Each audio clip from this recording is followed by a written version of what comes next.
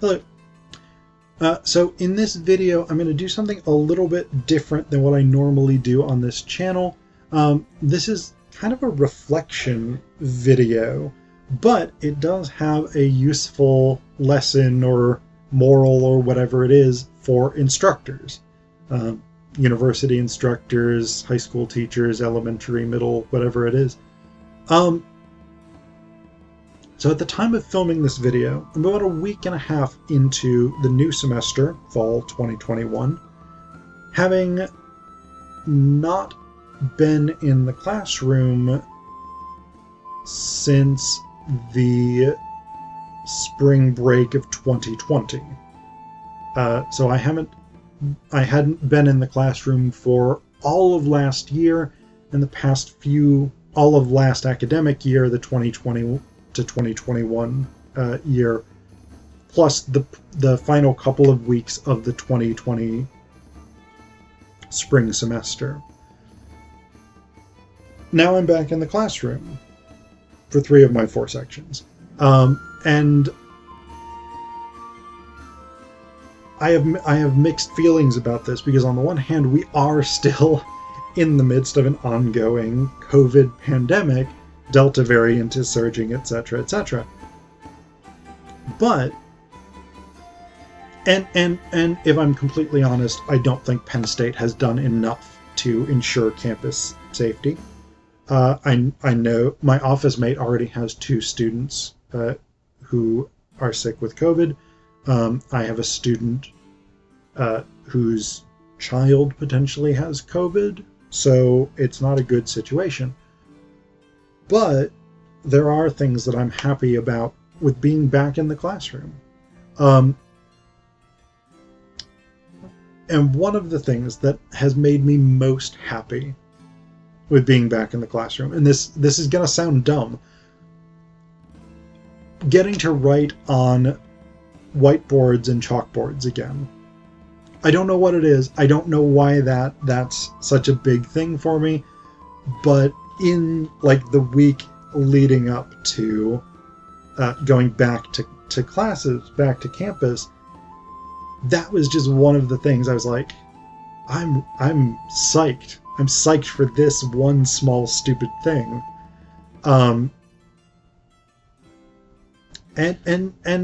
I've enjoyed it. Like, that's been one of the things that I've really, really enjoyed about being back in the classroom, even though there's so many concerns that I do have, and they vastly outweigh writing on the chalkboard.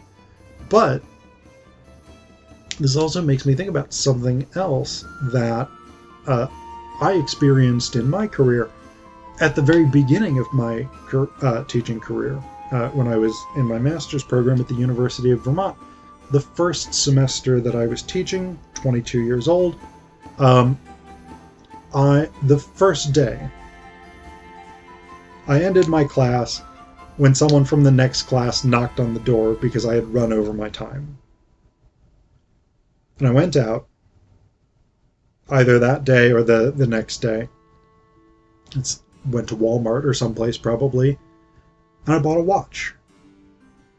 And I wore the watch for my next class. And again, it's a small thing, it's a dumb thing, but that watch made me feel like a proper instructor. It made me feel, it helped me to a disproportionate extent to get over my imposter syndrome. I don't know what it was. Like even in classrooms where I had an instructor computer and I could check the time on there, I always prefer to have a watch on me, whether it's a wristwatch or a pocket watch. It's part of my teaching practice now. And I don't normally wear a watch day to day, so that is a difference for me. The other thing that I would put in this sort of same league, my partner, the thing that she said that she missed about the classroom. So my partner looks very, very young. She tends to dress not that dissimilar to a student. T-shirts, long sleeve T-shirts, whatever it is, leggings, boots. The thing that she said that she missed about the classroom and that she was excited about for being back is when students mistake her for a student herself. And she's actually gone in and sat in one of the student desks and sort of tried to fool them, tried to pretend that she is one of the members of the class, and just sort of having that moment when the students realize she's the instructor. So the point of all this, the point of these three disparate stories, is so often teaching is overwork, underpay, a lack of basic respect for the profession in public discourse. Parents who think they know how to run an education system, administrators who think they know how to run an education system when they're often stupider than... Well, I'll leave you to decide for yourselves what they're stupider than.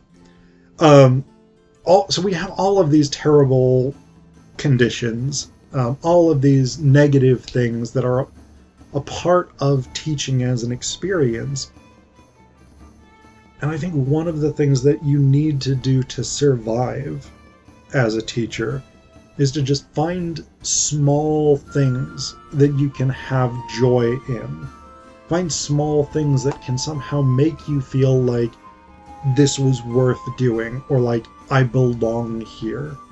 And they can be weird, idiosyncratic things like wearing a watch, or writing on the board, or tricking your students into thinking that you're a student yourself.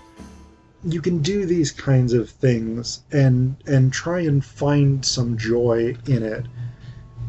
And again, for me, it's about a survival technique. It's not about this justifies low pay. This justifies being overworked. This justifies not getting the supplies people need to teach their classes.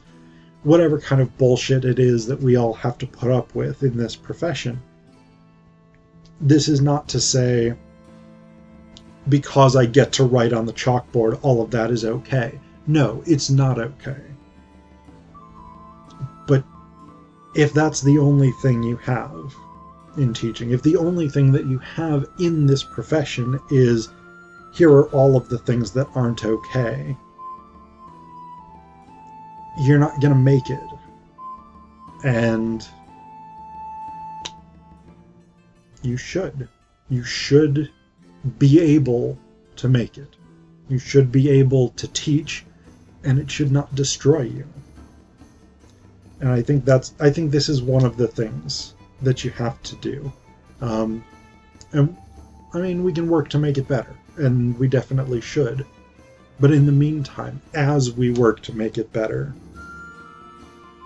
you find small things that you can take joy in, small things that can bring you comfort, small things that can convince you it's worth it. That's how you stay alive here.